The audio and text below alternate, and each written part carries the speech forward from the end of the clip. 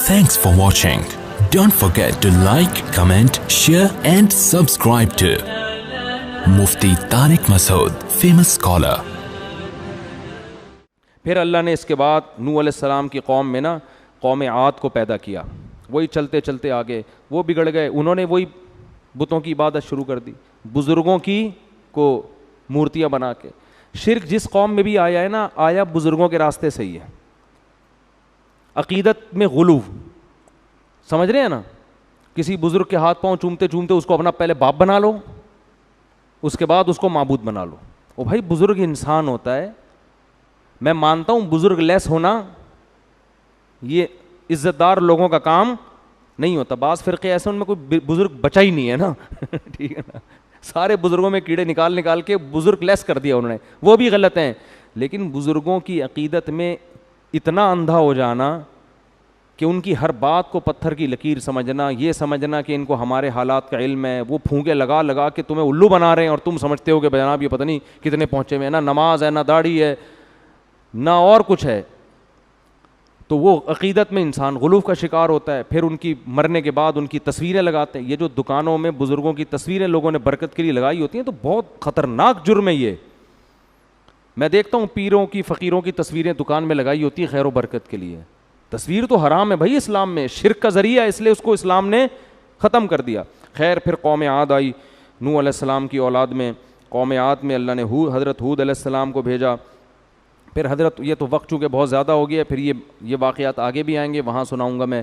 تو حضرت ہود علیہ السلام نے بھی اپنی قوم کو سمجھایا مگر قرآن کہتا ہے کہ قوم نے نہیں مانا, اور قوم کہتی تھی کہ ہمارے بھگوانوں نے آپ کے ساتھ کچھ برا کر دیا ہے, ان کو صبح و شام برا کہتے رہتے ہو نا, ان کی وجہ سے اب آپ کو نقصان ہونا شروع ہو گیا ہے. اور ایسا آپ کا معاذ اللہ عقل خراب ہو گئی ہے کہ اب آپ کا کام تبلیغ کے علاوہ کچھ بچا ہی نہیں ہے. دنیا داری تو آپ نے بالکل چھوڑ دی ہے, تو یہ ہمارے بھگوانوں کی مخالفت کا بولو نتیجہ ہے. اس لیے بھگوان سے زیادہ یہ جو پتھر کے بنے ہوئے بھگوان ہوتے ہیں نا, ان سے بالکل گھبرانے کی ضرورت بولو نہیں ہے, یہ کچھ بھی نہیں کریں گے. ہندو لوگ ہیں بیچارے, وہ ڈر رہے ہوتے ہیں کہ ہمارے پنڈتوں نے کہا ہوا ہے کہ بھگوان کے یہ آشیرواد ہوتا ہے, ان کا پتہ نہیں کیا کیا ہوتا ہے, یہ نہیں کیا تو یہ بھگوان یوں کر دے گا. او بھائی یہ ککھ بھی نہیں کر سکتا, یہ بیچارہ مسٹنڈوں کی طرح بیٹھا ہوا ہے یہاں پہ, الفی لگا کے اس کو جوڑا ہوا ہے, 4 بھگوان پہ ایک فری مل رہا ہے مارکیٹ میں, یہ کیا کرے گا تمہارا. بالکل مت ڈرو, کانفیڈنس پیدا کرو اپنے اندر, سمجھ رہے ہو, ککھ بھی نہیں ہونے والا. اگر کچھ ہو رہا ہے تو یہ بھگوان نہیں کر رہی ہے, ویسے ہی اللہ کی طرف سے بھی کچھ بھی ہو سکتا ہے کسی بھی ٹائم پہ. کسی کی جب دوسری شادی کسی بھی ٹائم پہ ہو سکتی ہے, اتنا بڑا حادثہ ہو سکتا ہے, تو اور بھی تو سب کچھ ہو سکتا ہے کہ نہیں ہو سکتا, کیونکہ ابھی تک آپ کی ہوئی نہیں ہے نا دوسری, اس لیے آپ بڑی خوشی خوشی سنتے ہیں. جس دن ہوئی آپ کہو گے یار اتنے بڑے بڑے حادثے بھی دنیا میں لوگوں کے ساتھ پیش آتے ہیں, کیونکہ ایسا دن میں تارے نظر آئیں گے نا آپ کو. تو جب کسی کی دوسری شادی جیسا حادثہ بھی ہو سکتا ہے تو پھر دنیا میں اس کا مطلب سب کچھ ہو سکتا ہے. تو بھگوان نہیں کر رہا ہوتا, یہ بھگوان تو الفی سے جوڑا ہوا ہوتا ہے, اس بیچارے کو کیا پتہ, اسکرو سے ٹائٹ کیا ہوا ہوتا ہے, اس کو تھوڑی ہوا چلے تو گر جائے گا بیچارہ. تو اس لیے زیادہ میں ہندو لوگوں کو کہتا ہوں جو انسانیت کے ناطے ہمارے بھائی ہیں کہ کچھ اپنی جان پہ رحم کرو. بہت سے ہندو بیان سنتے ہیں تو چھوڑ دو, ان پتھر وتھروں میں کچھ نہیں رکھا یار, اللہ کی عبادت کرو جو آسمانوں پر ہے. کیا مزہ آتا ہے انسان کو اس کی عبادت کرنے میں یار, ایک ہی ہے بس. وہ شعر لکھا ہوتا ہے نا, وہ کیا ہے, محبت ہزاروں سے ہوتی ہے لاکھوں سے نہیں, روشنی چاند سے ہوتی ہے ستاروں سے نہیں, محبت ایک سے ہوتی ہے ہزاروں سے نہیں, کچھ اس طرح کا شعر ہے. تو قرآن میں یہ مضمون ہے کہ بتاؤ وہ شخص جس کا ایک آقا ہو, ایک معبود ہو, ایک محبوب ہو, وہ سکون میں ہے یا جس کے درجنوں معبود ہوں. ہماری ہر حاجت ایک ہی خدا پوری کرتا ہے. آپ کے ہاں امتحان میں پاس ہونے کا بھگوان الگ ہے, شادی کا بھگوان الگ ہے, اور اللہ بھلا کرے دوسری شادی کا تو ہندوؤں میں ہوتی نہیں ہے, تو بہرحال اگر ہوتی تو اس کا بھگوان الگ ہوتا, اور اللہ بھلا کرے رزق میں کشادگی کا بھگوان الگ ہے, بچے پیدا کرنے کے لیے یعنی اولاد نہیں ہو رہی تو اولاد دینے والا بھگوان الگ ہے, اور ہر ایک کے ریٹ الگ ہے. اتنی مہنگائی کے دور میں بھگوان کو اتنا خیال نہیں ہے کہ ایک آدمی کو اولاد کی ضرورت ہے, یار کوئی سستے میں کام کر لو. ریٹ پورے برابر رکھے ہوئے بھگوان نے اپنے. ہمارا خدا بغیر کسی معاوضے کے جب چاہیں جہاں چاہیں, اللہ کہتے ہیں غار کی ٹوہ میں بیٹھ کے بھی اس کو پکارو گے وہ تمہاری پکار سنے گا.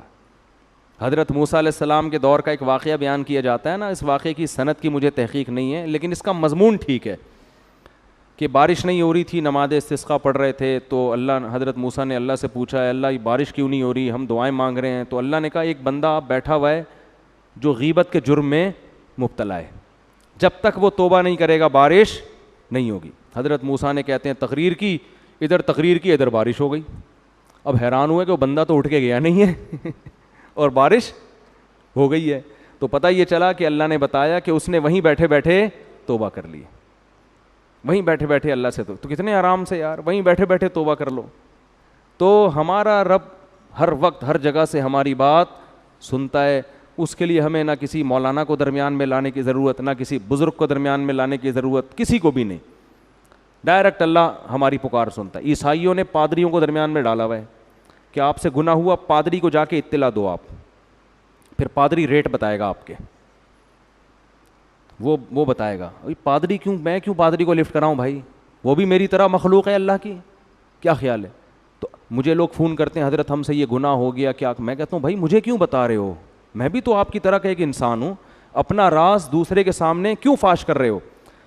کسی عالم کو, بزرگ کو اپنا گناہ اس وقت بتاؤ جب آپ سے اس کی اصلاح نہ ہو رہی ہو, پھر بطور علاج کے کہ مجھ سے نہیں چھوٹ رہا تو آپ کوئی طریقہ بتا دیں, ورنہ کسی کے سامنے اپنے گناہ کو ظاہر مت کرو, صرف اللہ کے سامنے. تو پادریوں کے سامنے بتا رہے ہوتے ہیں جا کے, اور آغا خانیوں میں تو حد ہو گئی ہے. ان کے ہاں تو ریٹ ہیں, نماز کا اتنا ریٹ ہے, زکوٰۃ روزے کا اتنا ریٹ ہے, وہ سب پرنس آغا خان کو جاتا ہے اور اس کی موج مستیاں عروج پر ہے, کھا رہا ہے ماشاء اللہ دبا کے. وہ آغا خانیوں کا بھگوان ہے, عیاشی در عیاشی, ہر جگہ سے چندہ آ رہا ہے, وہ بھگوان کے مزے ہو گئے بھائی, ٹھیک ہے نا. جب کہ ہمارا خدا ہم سے کہتا ہے کہ مجھے پیسے دینے ہیں تو مجھے نہیں دو, کس کو دو, غریب کو دو, غریب میری طرف سے قبضہ کرے گا. ان اللہ لغنی عن العالمین, اللہ کو براہ راست تمہاری دولت کی کوئی ضرورت نہیں ہے, وہ تو اس کے ہاتھ میں تو رزق کے خزانے ہیں. ہم اس کی عبادت کریں نہ کریں اس پر کوئی فرق نہیں پڑتا, اس کا کوئی نقصان نہیں ہوگا اس. تو یہ دیکھ لو, وہ آغا خانی مسلمان ہوتے ہیں, پھر وہ بتاتے ہیں کہ ابھی یہ ہمارے یہاں ہو کیا رہا ہے. تو اس کو خدا کا درجہ دیا ہوا ہے پرنس آغا خان کو. بھائی وہ انسان ہے یار, قضائے حاجت بھی ہوتی ہے اس کو, بیمار بھی ہوتا ہے, اور اللہ معاف فرمائے وہ بہت, ان میں تو برداشت بالکل ہی نہیں ہوتی, تو وہ تو بہت ہی مسائل ان کے ساتھ ہوتے ہیں. تو اس لیے ہندو لوگوں سے گزارش ہے کہ چھوڑ دو بھائی ان پتھر کے بنے ہوئے بتوں کو. تو قوم عاد نے بھی یہی کام کیا. اللہ فرماتے ہیں نہیں مانے, تو اللہ فرماتے ہیں ہم نے کیا کیا, تلک عاد جحدوا بآیات ربہم, اللہ فرماتے ہیں یہ قوم عاد تھی جنہوں نے اپنے رب کی نافرمانی کی, اور ہم نے اس قوم کو بھی تباہ و برباد کر دیا. اور آخر میں اللہ نے فرمایا الا ان عادا کفروا ربہم, سنو قوم عاد نے بھی اپنے رب کو جھٹلایا جو حقیقی رب تھا. الا بعدا لعاد قوم ہود, سنو قوم ہود جو عاد حضرت ہود کی قوم تھی عاد, اس پر بھی اللہ کی لعنت ہوئی. پھر اللہ نے اس کے بعد پھر وہ تباہ ہو گئی, پھر انہی کی نسلوں میں قوم سمود آئی, پھر وہ تباہ ہوئی ہے. پھر اللہ نے ابراہیم علیہ السلام اور لوط علیہ السلام کا واقعہ بیان کیا. یہ سب ترتیب سے چل رہے ہیں واقعات. پھر آگے حضرت شعیب علیہ السلام کا واقعہ. تو یہ سارے پیغمبروں کی یہ ترتیب ہے. سب سے پہلے کون سی قوم آئی, نوح علیہ السلام کی. آدم علیہ السلام کے بعد جو پہلے پیغمبر ہیں نا توحید کا جنہوں نے پرچار کیا, وہ نوح علیہ السلام ہے. اس سے پہلے دنیا میں شرک نہیں تھا. نوح علیہ السلام کے بعد پھر ان کی نسل میں کون سی قوم, قوم ہود. پھر قوم عاد کو قوم ہود کو عاد کہتے ہیں, اور ہود علیہ السلام پیغمبر کا نام تھا. پھر آگے ان کی نسل میں قوم صالح علیہ السلام کی قوم, جن کا نام تھا سمود. قوم کا نام سمود, پیغمبر کا نام صالح. پھر آگے صالح علیہ السلام کے بعد پھر ابراہیم علیہ السلام کا دور آتا ہے, سمجھتے ہو. اور ابراہیم علیہ السلام کے دور میں ہی لوط علیہ السلام بھی تھے جو ابراہیم علیہ السلام کے بھانجے تھے. پھر آگے ابراہیم علیہ السلام کا زمانہ آج سے 4000 سال پرانا ہے تقریباً. تو پھر آگے ابراہیم علیہ السلام کے بعد قوم مدین یعنی شعیب علیہ السلام کی قوم. پھر شعیب علیہ السلام کے بعد موسیٰ علیہ السلام. سمجھتا نہیں ہے بات کو, میرا خیال ہے پڑھتا نہیں ہے نا رات کو, پڑھتا نہیں ہے رات کو, سمجھتا نہیں ہے بات کو. ہم جب اسکول میں پڑھتے تھے نا تو ٹیچر پھر یہ بولتے تھے کہ پڑھتا نہیں ہے رات کو, سمجھتا نہیں ہے بات کو. جب رات کو اسٹڈی نہیں کرو گے تو صبح ٹیچر کی باتیں سمجھ میں کیسے نہیں ہے؟ پھر ہم جواب میں کہتے تھے بچہ سمجھدار ہے اس لیے گھر سے باہر ہے. گھر میں تو ٹینشن ہے نا, ابا کی ٹینشن, اماں ہر وقت ڈانٹتی رہتی ہیں, بھائی ڈانٹتا رہتا ہے, تو لونڈے لپاڑے جو ہوتے ہیں نا وہ اکثر گھر سے باہر. تو انہوں نے اس پہ لیبل لگایا ہوا ہے, حالانکہ یہ غلط حرکت ہے, لیکن وہ کہتے ہیں بچہ سمجھدار ہے اس لیے گھر سے باہر ہے. تو خیر, تو ابراہیم علیہ السلام کی آگے پھر وہ موسیٰ علیہ السلام, پھر موسیٰ علیہ السلام کے بعد پھر زکریا علیہ السلام, یحییٰ علیہ السلام, عیسیٰ علیہ السلام. اچھا, موسیٰ علیہ السلام کے بعد پھر داؤد اور سلیمان علیہ السلام, پھر آگے ان کی نسل میں زکریا علیہ السلام, یحییٰ اور عیسیٰ علیہ السلام, یہ تینوں کا ایک زمان, پھر محمد صلی اللہ علیہ وسلم. تو یہ ترتیب یاد کر لیں, بہت فائدہ ہوگا, اس سے قرآن سمجھنے میں آسانی ہوگی. اللہ تعالیٰ سمجھنے کی, عمل کی توفیق عطا فرمائے.